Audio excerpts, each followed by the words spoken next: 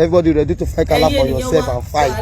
I cannot save the country anymore. The country anymore. I cannot save the country again. My family needs me. Is our president alive? Ìbéèrè ti padà pèsè jẹ. Ẹ wo ológun yìí ló jáde ló sọ̀rọ̀ o wípé ìpakúpa tí wọ́n ń pa àwọn nínú igbó Sambisa wípé apá àwọn ò ká mọ́. Ó ní òun ò tẹ̀ ti dáàbò bo ará ìlú mọ́ wípé ibi tóun bá dé yìí ó ti dojú ẹ̀. Ó ní ó ti sún òun wípé gbogbo àwọn nǹkan tó ń ṣẹlẹ̀ tí àwọn adarí tí wọ́n dákẹ́ tó jẹ́ pé àwọn làwọn forí ń fa. Ó ní àwọn ẹbí àwọn gan wọ́n nílò àwọn. Ó ní I cannot save this country anymore. Ó ní I cannot save the country again. My family needs me. Wàhálà ti padà wá. Ó ní gbogbo àwọn gómìnà, àwọn rep, àwọn senator, ó ní káwọn náà jáde ibi táwọn bá dé ní kí wọ́n kó ọmọ wọn wá. Ṣé wọ́n pé ológun kan náà sọ bẹ́ẹ̀ ní ọdún kọjá? Ológun míì ló padà jáde tó ti ń sọ yìí o wípé òun ò lè dáàbò bo ará ìlú mọ́. Ó ní ti ibi tá a bá dé yìí, ó ní kí olúkálukú kí wọ́n wá kàsàlà àbí kàlàlà. Ó ní kí olúkálukú go and get your kàlàlà to defend yourself. Ó dojú ẹ̀.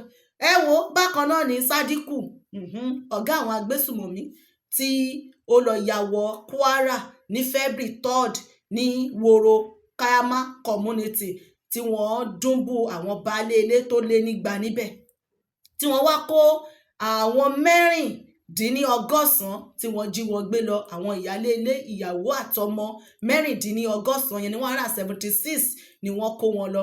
Ṣàdédé la rí ìròyìn tó gbé jáde lánàá o. Sádíkù yẹn tó jẹ́ ọ̀gá àwọn agbésùmọ̀mí tó lọ kọlù sí Kayama Woro community ní Kwara ló bá da fọ́nrán àwọn obìnrin wọ̀nyẹn síta àtẹni tó gbé ìbejì sọ́wọ́ nínú wọn.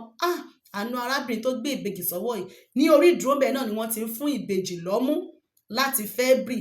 Ẹjọ́ kí ni wọ́n fún wọn jẹ tí wọ́n fi rí omi lọ́mú o? Ọlọ́run o, Elédùmarè ẹ wo àwọn ọmọ wọ̀nyẹn. Ni wọ́n wá da fídíò wọn síta wípé àwọn ti ń kọ́ wọn ní ẹ̀kọ́ ẹ̀sìn ìlànà tàwọn o. Ṣé wọ́n yí pé ẹ̀sìn yẹn ṣàríà tuntun tí wọ́n fẹ́ mú lọ fún wọn ní Kwara táwọn baálé ilé wọn tí wọn ò gbà ni wọ́n torí dúnbú wọn tí wọ́n kó àwọn ìyàwó wọn lọ. Báyìí wọ́n ti wá kó fídíò wọn síta kán bá ìjọba Nàìjíríà sọ̀rọ̀ wípé wọ́n ti ń kọ́ àwọn ní ẹ̀sìn wọn ìlànà ẹ̀sìn títí wọn o. Wọ́n ní the way of their religion o pé wọ́n ti ń kọ́ àwọn. Bákan náà ni kò tán síbẹ̀ o. Ní Borno State àwọn Boko kan náà wọ́n ní wọ́n jẹ́ Iswapu. Wọ́n ti da fídíò míì síta tó jẹ́ pé àwọn 16 ó lé ní 400 wípé women and children ni wọ́n kó síta wípé wọ́n wà ní àkàkà wọn o wípé kí ìjọba kí wọ́n wá dúnàádúrà láì jẹ́ pé wọ́n dúnàádúrà pẹ̀lú àwọn ò ní fi wọ́n sílẹ̀. Àwọn náà lẹ́ ń wò yẹn o. Ó ti padà wá dojú ẹ̀ báyìí. Tá a bá wá máa wá ṣe àpapọ̀ gbogbo àwọn obìnrin àti ti Kwara àti lè tí wọ́n kó jáde yìí tẹ́ ń wò yìí gbogbo wọn jẹ́ 618. 618 592. Odidi ìlú kọ̀ọ̀kan nìyẹn ni ó wà lákàkà àwọn agbésùmọ̀mí tí wọ́n ṣẹ̀ṣẹ̀ wá ń kó wọn síta báyìí. Jẹ́ kí á fi ohùn sí kẹ́ bá wa gbọ́ ọ̀rọ̀. Kíkó síta tí wọ́n kó wọn síta wọ́n fi wọ́n ṣe àfihàn ni o. Wọ́n ṣe àfihàn wọn ni o. Wọn láwọn rìlíìsì wọn o. Wọ́n ṣe àfihàn wọn fún ìjọba pé kí wọ́n wo iye àwọn obìnrin tó wà ní àkàkà wọn àtàwọn ọmọdé. Ẹ jẹ́ ká fi ohùn sí ẹ̀yin ni wa kẹ́ bá wa gbọ́ ọ̀rọ̀ lẹ́nu ológun yìí o. Ó ní I cannot save the country anymore. I cannot save the country again. My family needs me. Ó ní kí gbogbo ará ìlú go and get your kàkàkà àbí kàsàlà to defend yourself. Èmi kọ́ ló sọ o. Ológun yìí ló sọ, ẹ gbóhùn sókè. Go over my name Biaski Bag, the celebrity soldier. In case you don't know me before, you go know me today. Because my mommy won't say the devil way you know it better pass the angel way you don't know. Ladies and gentlemen of the Nigerian Armed Forces, please make una stand up, arise. Something fishy is going down deeply. We will not know. May them let us know. If not to drop the color for them, we'll drop and we'll go back, go carry cutlass, protect our family. They still need us for our house. They love us. No be say person no need us, go just carry us. They count money for in pocket only. Why in children they abroad they go school? Our family na carry una children come put to. When I carry una children come put for this work, make them do me. I don't tire. For waiting now. They keep person, they keep person. I know they fit talk. Now stone will be, I been a firewood. I been now because they don't ever touch on our children. No, while I go reach now, I go touch now. I go touch now. You go reach stage where everybody go stand up fight for himself. I come outside tell you this one boldly. May everybody ready to fight Kala for himself. Everybody ready to fight Kala for yourself and fight. I cannot save the country anymore. I know if we save the nation again. Yeah, I don't even think whether we get president. Is our president alive? Mr. President Bola Ahmed Tinubu, please, what is happening now? They are killing the Nigerian soldiers. I even say you see so, you see the killing so, you see what it happen for your country. They kill you, they travel. You get patience, you get conscience so. I'm go touch you, I'm go reach you. Continue to the do one. Continue. No be the vote is good, baby. No wahala, continue. We are good. Men mounts.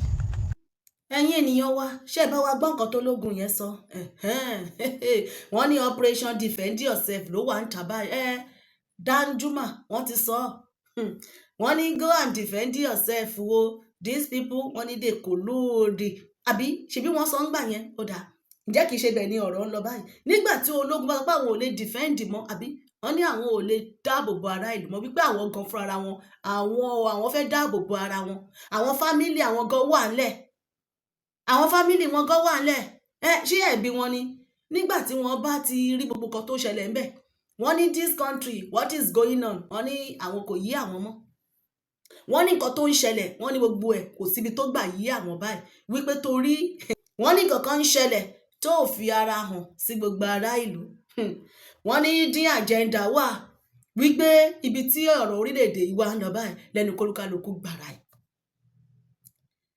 àwọn tí wọ́n dẹ̀ fi ṣakaṣaka ń gba owó gbọ́tọ́lógún yẹn sọ wípé èló gan ni wọ́n ń san fáwọn tó ẹ wá ń fi àwọn ń pa owó sínú pọ́kẹ́ẹ̀tì ara yín ẹjọ́ ibo ni wọ́n ń pa owó yẹn sí o àwọn tí ìyà ń jẹ àwọn tí wọ́n ń pa wọ́n brigadier general ṣẹ́rí wọn bí wọ́n ṣe mú wọn balẹ̀ ètò tá a ṣe gbẹ̀yìn iṣẹ́ bá wá rí gbogbo inú ọgbà ológun yẹn báyìí pátá ni wọ́n dáná sun ara àwòrán wọn leléyìí wọ́n dáná sun ọgbà ológun wọ́n dáná sun gbogbo àwọn amọ̀ táǹkì tó wà ńbẹ̀ wọ́n ṣáná sí ni ṣé bí a ṣe fẹ́ máa bá a lọ leléyìí níwọ̀n ìgbà tí irú eléyìí bá ti ń ṣẹlẹ̀ sí àwọn ológun mélòó wá ni àwọn citizen ara wọn lẹ́ ń wò yìí àwọn tí wọ́n kó ní káyámá wóró wọ́n ti kó wọn síta o wọ́n ní Sádíkù lórúkọ ọ̀gá àwọn agbésùmọ̀mí ọ̀hún allegedly òun ló da fídíò yìí síta ó wà wájú wọn ibi tí wọ́n wà yẹn tó ń kọ́ wọn ní ìlànà ẹ̀sìn wọn bẹ́ẹ̀ náà ló ní kí àwọn obìnrin yẹn kí wọ́n bá ìpínlẹ̀ Kwara Abdulrahmanu Abdulrasaki ó ní kí wọ́n bá a sọ̀rọ̀ kí wọ́n bá ìjọba federal kí wọ́n bá àwọn náà sọ̀rọ̀ ẹ jẹ́ ká fi òsì bá wa gbọ́ o àwọn 176 obìnrin àtàwọn àtọmọ wọn ni wọ́n kó síta jẹ́ kí àwọn nǹkan tó ṣẹlẹ̀ ní fọ́nrán yìí. Is a 176 iyo daga waroba amoku iyo yete watan e boy gwam na yi mi ginu pe ya ginu pe e chinle nu pe chiji e chinle bo na bi na yi ye bai e boy gwam na je boy.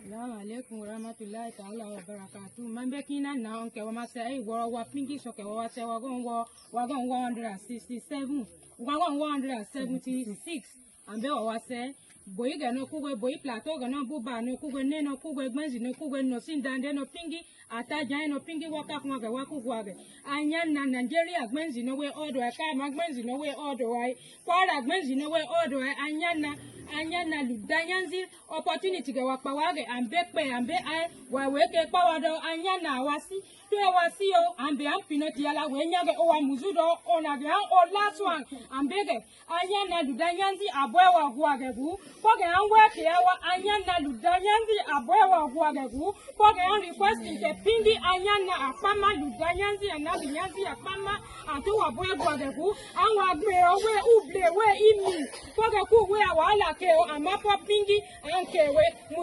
muslim chi poge ku abu pingi ke wa dobe pingi wa dada we gwage wa pingi no ami we kiawa poge an gbiga wa pingi atu wa tabe wa sere zan ansa mogwa ago aizuwa na mogwa sigo wa kungwage wa sere ago February 3rd and then wa se wa kugma every age ambe wakuma ludanya na ato wawabwego agepoka waweke Salamu cikin sunan Allah. Mun zo fito daga wuro ne. Ni kokin church. Dogon ruwa. Muna roƙo ku. An doke maran uku ga watan biyu. Yau muna cikin karshen magana mu da ku muna cikin ran 8 ga watan hudu. Don Allah muna roƙe ku muna neman alfarma shugabanni. Don Allah muna roƙe ku ku taimake mu. Ku taimake mu ba wai sun cutar da mu ba. Ba wai sun hana mu abinci ba. Suna kula da mu lafiya mu suna ba mu magani a kowane lokaci. Don Allah shugabannin kasa ku taimake mu ku fitar da mu a cikin nan. A cikin kwaran da muke gaskiya ku fitar da mu a cikin nan. Ku da kuna tabe ku akan yanci ku manya amma yadda an doke mu ba ku dube mu a matsalar komai ba. Don Allah ku ji roƙo mu. Muna roƙe ku taimake mu. Ku taimake mu.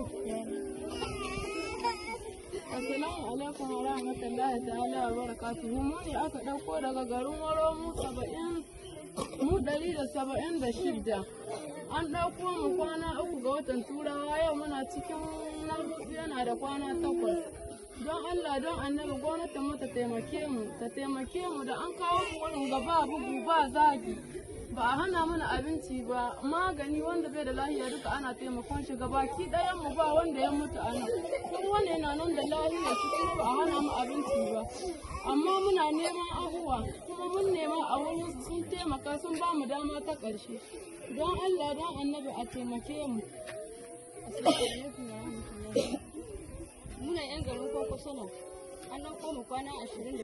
Ó ga ọ ẹ̀yin ènìyàn wa ẹ wo nǹkan tójú àwọn obìnrin ń rí ní àkàkà àwọn agbésùmọ̀mí èdè wọn ni wọ́n ń sọ yìí o Ọlọ́run kó ṣàánú fún wa o àwọn ìyá oníyàá wọ́n ti pa ọkọ wọn o àwọn obìnrin tí wọ́n kó ní Kayama nígbà tí wọ́n lọ ṣe ìkọlù síbẹ̀ tí wọ́n dúnbú àwọn ọkọ wọn látàrí bí wọn ò ṣe gba ẹ̀sìn tí wọ́n mú wá fún wọn àwọn lẹ̀ ń wò yìí wọ́n dẹ̀ ti ń kọ́ wọn ní ẹ̀sìn wọn wọ́n náà wọ́n teach them their way of religion. Lédùmarè kó ṣàánú fún wa báyìí lọ́wọ́ wọn Yorùbá jí má sùn. ẹ̀yin ènìyàn wa ẹ bá wa rí wọn bẹ́ẹ̀ ẹ wo arábìnrin tó gbé ìbejì sọ́wọ́ yẹn ẹ wo gbogbo agbègbè yẹn ẹ wo nǹkan tójú àwọn ọmọ kéékèèké tí wọ́n ti rí odidi ìlú kan leléyìí o nígbà tí wọ́n jí àwọn 96 tí wọ́n jí wọn gbé tí wọ́n kó wọn sákàkà tó dẹ̀ pé ní ọjọ́ yẹn nígbà tí ìṣẹ̀lẹ̀ yẹn àwọn tí wọ́n pa wọ́n ní wọ́n lé ní 200 ṣẹ́ni pé gbogbo ìlú kan ni wọ́n parun yẹn ẹ wá wo fídíò tí wọ́n padà wá dà síta yìí báwo àwọn tó wà níbi tí ẹ ti ń wò wọ́n yẹn jọ kí ni wọ́n fi ń bọ́ wọn ẹ wo ìyà tó ń jẹ àwọn ènìyàn ní àkàkà àwọn agbésùmọ̀mí tí wọ́n dẹ̀ láyàláyà wọ́n ń ju fídíò wọn síta láti ọjọ́ 3 ní oṣù kejì wọ́n ti ṣe ìkọlù yẹn bóyá ká ní ẹlẹ́ẹ̀kejì lélẹ́yìí tí wọ́n ti ń kó fídíò wọn síta so àwọn ẹ̀rọ ìbánisọ̀rọ̀ location tí wọ́n fi ṣe fọ́nrán yẹn ṣé ìjọba ni wọn ò lè wá wọn kan ni kí wọ́n tiẹ̀ lọ rescue àwọn ọmọ ọlọ́mọ yìí ẹ wo ẹni tó gbé ìbejì sọ́wọ́ Elédùmarè kó ṣàánú fún wa ẹ wo nǹkan tó jó àwọn ọmọ kéékèèké rí àtàgbàlagbà àtọmọdé ta ló yẹ kó jìyà lọ́wọ́ agbésùmọ̀mí ta ló yẹ kó bọ́ sọ́wọ́ wọn ta ni irú ìyà yìí tọ́ sí láì ṣẹni kankan láì gbà kankan lọ́wọ́ wọn àwọn ọmọ ọlọ́mọ tí wọ́n jí ní ìjì ayé wọn may Nigeria never happen to you may Nigeria never happen to me may Nigeria never happen to me and you àgbàdúrà ni ẹ tẹ́wọ́ àdúrà kẹ́ ẹ ṣe àmì kẹ́ ẹ gbé tọ́ ẹ̀mí Ọlọ́run ní jẹ́ kó ṣẹlẹ̀ sí wa.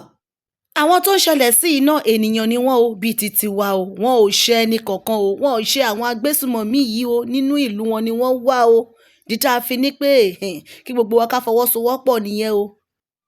kẹ́ ẹ bá wa wò wípé àwọn wọ̀nyí kí ni wọ́n ń jẹ ní abẹ́ wọn bẹ̀ yẹn kò tán síbẹ̀ o àwọn kan rèé ẹ wo àwọn boko leléyìí tí wọ́n kó wọn jáde ní Borno yẹn ni wọ́n ti lọ ṣe ìkọlù sí headquarter military army headquarter ní Borno state lánàá tí wọ́n pa brigadier general bíi 2 mẹ́ Borno state yẹn again ni wọ́n ti wá kó àwọn 416 àwọn obìnrin pẹ̀lú ìjáàbù wọn lórí àtọmọ wọn tí wọ́n kó sọ́dọ̀, wọ́n kó wọn síta wípé ìjọba àpapọ̀ wọ́n gbọ́dọ̀ wá negotiate, pé láìjẹ́ pé wọ́n wá negotiate pé àwọn tó ń wò yìí àwọn ò tí ì lè sọ nǹkan tó máa ṣẹlẹ̀ sí wọn. Tá bá wá kó àpapọ̀ ẹ̀jọ àti tí eléyìí tí wọ́n kó jáde ní Kwara àti ilé iṣẹ́ wọ́n tó ti jẹ́, ó jẹ́ 592 ẹgbẹ̀ta ó dín mẹ́jọ àwọn ọmọ àti ìyá wọn. Irú ìlú wo leléyìí bá Ọlọ́run, jẹ́ ká fi ohùn sí.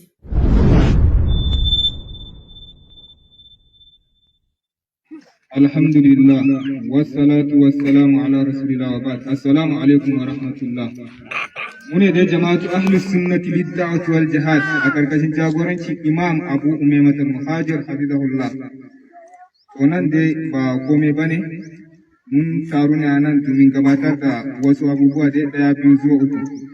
Alhamdulillah insha Allah za mu gabatar da wani sako ne zuwa ga gwamnatin Najeriya a bisa bukatan da yan Borno South East Alliance da fata na faɗi daidai suka bukace in matan goshe suna so su gani, to ga sunan dai suna na a cikin koshin lafiya, ba mu yi musu komai ba, ba mu cutar da su ba, mun rike su dai tsakaninmu da Allah, ba tun komai ba ne, saboda addini na ya umarce mu da hakan. Ba tare da bata lokaci ba, kamar yadda yan Borno South East Alliance da fata na faɗi sunansu daidai suka nima mu yi bidiyon su gani a bisa umarnin shugabanninmu, gashi nan dai za mu ba su mic su masu yi magana kuma ku gansu da idonku.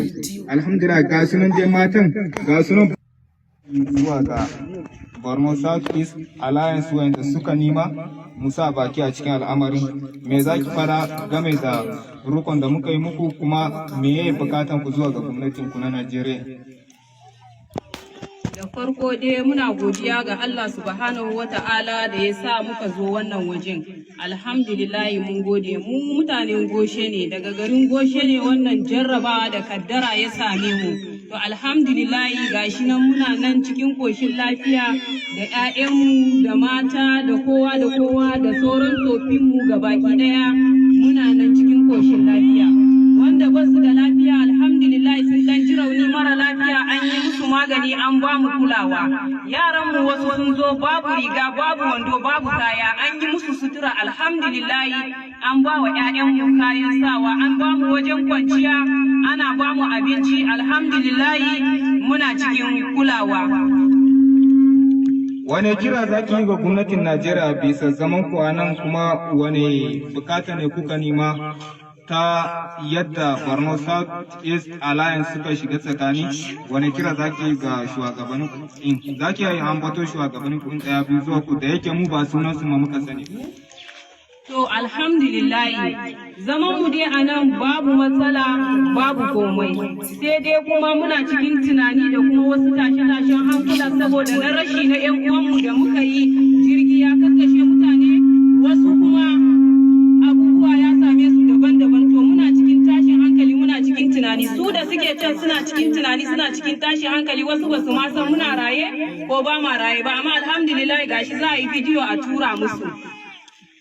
To wannan bidiyon muna tura duniya ne su san cewa kuna nan a cikin koshin lafiya. Wani kira ne zaki yi, kuma da wani koke-koke ne kuka yi a baya, kuma gashi nan ma kuna kan yi, wani kira za ku yi? Na ce ki ambace sunayen shugabannin kuɗin ɗaya biyu zuwa uku, da yake mu ba sunan su muka sani. To muna kira ga shugabanninmu gabaki ɗaya na Najeriya, tashi daga shugaban ƙasa Bola Ahmed Tinubu da mataimakinsa Kashim Shettima, sannan da gwamnan jihar Borno Professor Babagana Umar Zulum, da senator mu na jihar na South Borno Muhammad Ali Dume, da chairman na Goza Local Government Abba Kawu, sannan da House of Rep Babawo, da manya-manyan shugabannin mu na kasar Goza su Professor Suleiman Bello. Muna kuka a kawo mana dauki da tallafi da agaji. Gaskiya mu muna so mu koma wajajen mu saboda bamu saba zaman nan ba. yanayin rayuwar mu da na can da na nan daban ne, yaran mu ma suna cikin tashin hankali, mu mata muna cikin tashin hankali, iyayen mu a can ma suna cikin tashin hankali. Waje ne da baka saba zama a ciki ba, gaskiya zai baka wahala. In san samu ne muna so a sa baki, a taimaka, a tallafa, a mai da mu wajajen mu je mu ga 'ya'yan mu da iyayen mu da kuma kowa da kowan mu. Kyau sosai. Ke kuma mama, saboda akwai wayanda daga cikin shi ma ba sa jin Hausa, zan tambaye ki da yare. Kuma dara.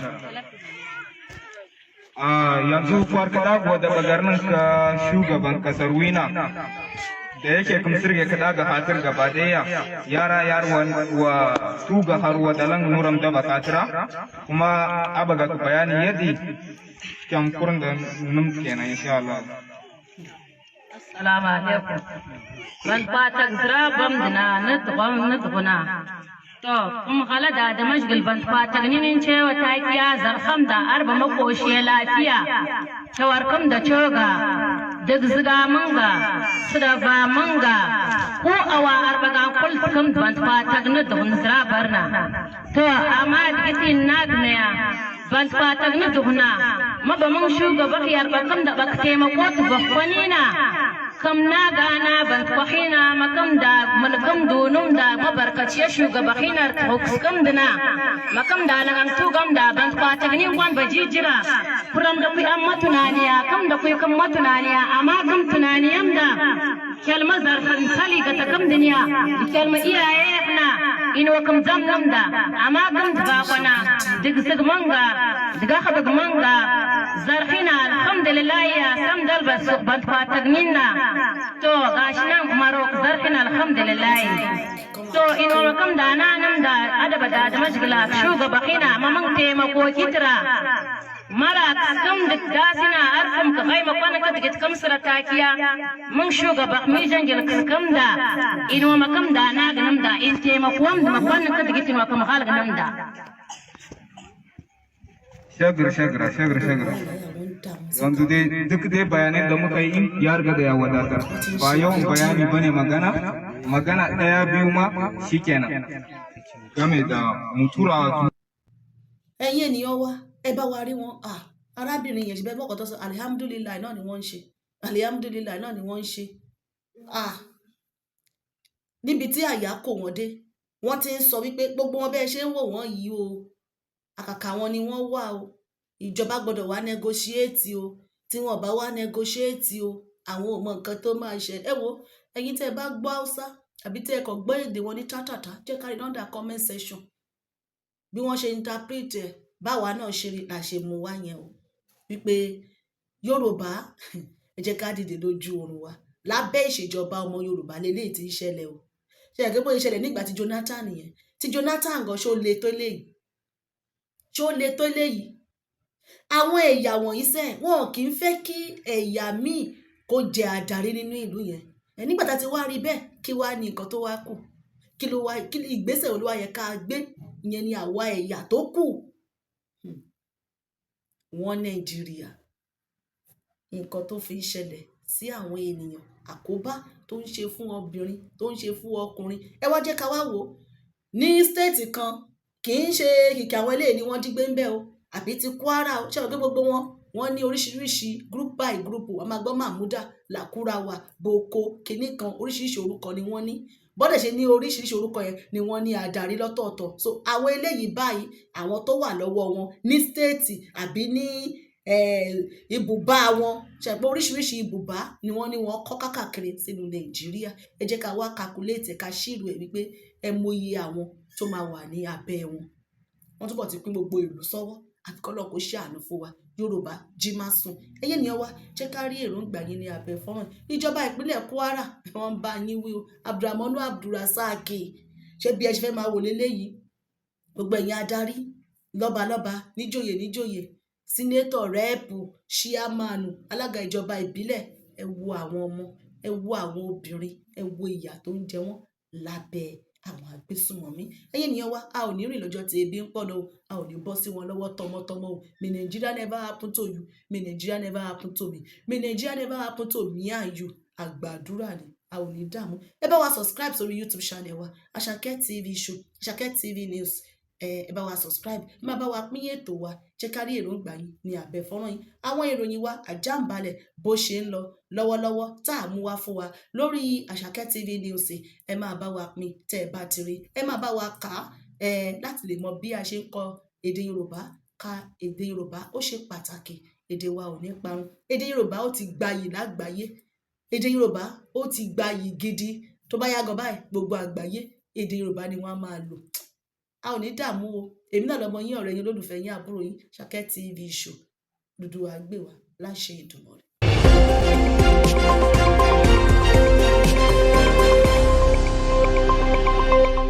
Àṣàkẹ́ TV show.